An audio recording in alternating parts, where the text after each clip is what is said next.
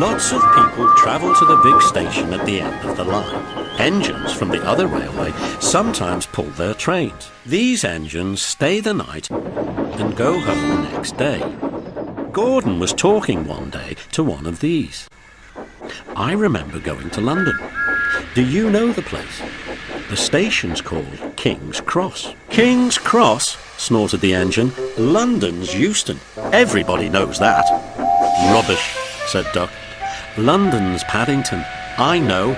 I work there. They were still arguing when the other engine went away.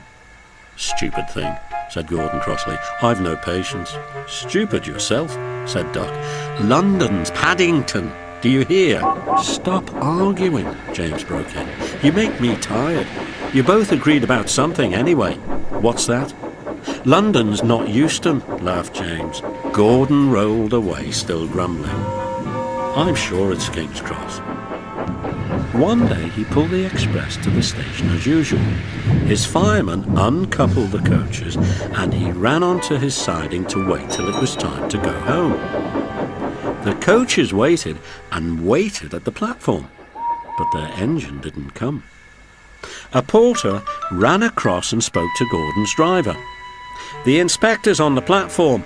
He wants to see you. He came back in a few minutes looking excited.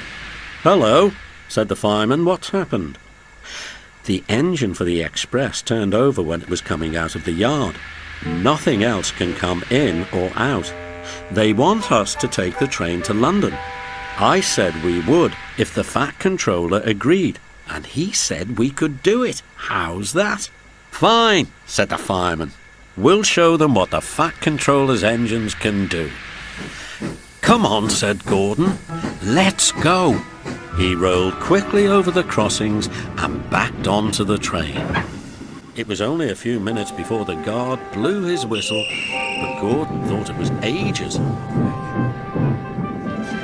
Gordon found that London was a long way away. Come on, he called to the coaches. Come on, come on, come on. We're going to town, we're going to town, sang the coaches slowly at first, then faster and faster. Gordon had to work harder than ever before. Never mind, he puffed. I like a good long run to stretch my wheels. But all the same, he was glad when London came in sight. The Fat Controller came into his office next morning. He looked at the letters on his desk.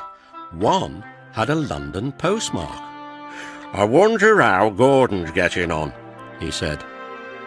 The station master knocked and came in. Excuse me, sir, have you seen the news? Not yet. Why?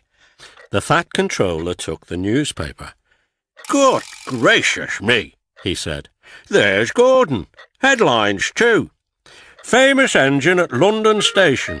Please call to control crowds.